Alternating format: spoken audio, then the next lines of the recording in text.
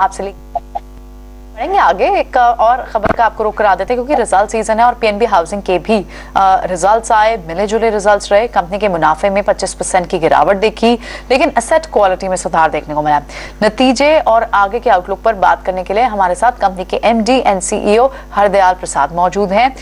Welcome to ET Now Pradesh mister Prasad. सबसे पहले आपसे जानना चाहेंगे, इस तिमाही में जो आपने देखा है कि कहीं ना कहीं पैट जो गिरावट के साथ आया है, वहां क्या वजह से पैट स्क्वीज हुआ है और आगे एनआईएम्स को लेकर क्या आउटलुक रहेगी?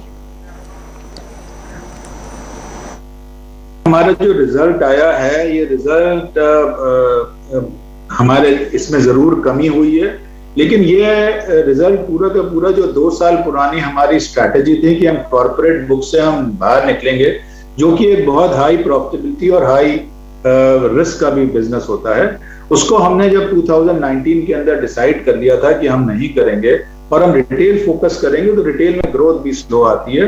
तो उसी का रीजन है कि थोड़े जो हमारी इनकम है उसके अंदर थोड़ा सा जो इंटरेस्ट इनकम है उसके अंदर रिडक्शन आया है। ये जो रिडक्शन आया है ये बहुत कॉन्शियस डिसीजन है कंपनी का कि ये रिटेल कॉर्पोरेट लोन नहीं करेगी। जो अब हम कर रहे हैं पिछले 1 साल से रिटेल फोकस पे और अफोर्डेबल फोकस पे, इस बार क्वार्टर का ऑलमोस्ट 96% जो हमारा डिसबर्समेंट है वो सारा रिटेल का ही हुआ है। और जहां तक ग्रोथ की बात है, हमने पिछले क्वार्टर से ऑलमोस्ट 68% की ग्रोथ करी है क्वार्टर ऑन क्वार्टर डिसबर्समेंट्स पर। तो ओवरऑल नंबर्स अच्छे शुरू हो गए हैं, नंबर्स अच्छे कंटिन्यू करेंगे। और जो एक पुराने जो लीगेसी इशू थी, जो लीगेसी हमने जिसको बुक को 44% हमने बुक अपनी रन डाउन कर दी है कॉर्पोरेट की, तो ये वाला जो था, ये जो पूरा फेज था, ये हमारी नेगेटिव ग्रोथ चल रही थी और ये नेगेटिव नंबर्स थोड़े आ रहे थे। लेकिन अब हम इन्फ्लेक्शन पॉइंट पर पहुंच गए हैं जहां पर कि हमारी इस क्वार्टर के अंदर रिटेल की ग्रोथ ऑलमोस्ट फ्लैट है और अब हम सिर्फ ग्रोथ स्टोरी करेंगे। हर एक कंपनी एक अपने को रीइन्वेंट करती है। हमने पीएनबी हाउसिंग फाइनेंस ने भी पिछले 2 साल के अंदर बहुत मेहनत करके अपना पोर्टफोलियो को रिकैलिब्रेट कर लिया है और अब हम आगे सिर्फ इम्प्रूव्ड परफॉर्मेंस आपको दिखाने की पूरी कोशिश करेंगे। बिल्कुल। आप तो ये रिजल्ट्स पर रिएक्शन आपका, लेकिन अगर आपका लैंडिंग ऑपरेशन की बात करें तो वो कैसा था? क्या आप एक ब्रेकअप दे सकते हैं हमें कि रिटेल और कॉर्पोरेट लोन के बीच में किस तरह की डिवीजन देखने को मिली?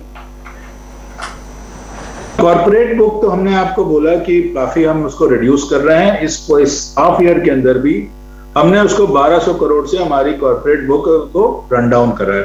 ये नेचुरल रन डाउन है, कुछ हमने नेगोशिएट करके इन किताबों को ट्रांसफर कराया है, क्योंकि अब जब एक बार कंपनी ने डिसाइड कर लिया कि वो कॉर्पोरेट के अंदर नहीं रहेगी, नए लोन सैंक्शन नहीं करेगी, तो वो सिर्फ रन डाउन ही होगा। तो दैट इज समथिंग, वो जो हमारी strategy, it is working for us.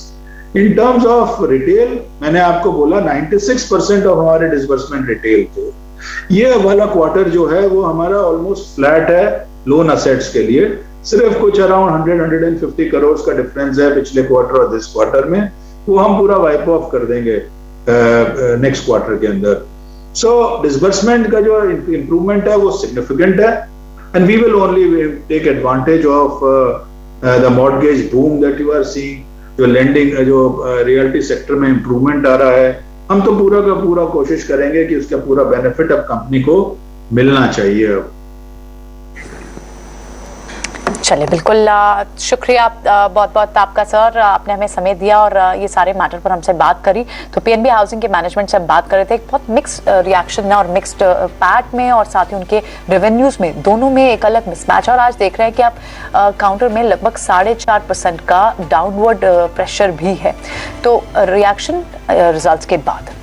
फिलहाल वक्त एक छोटे से ब्रेक का है।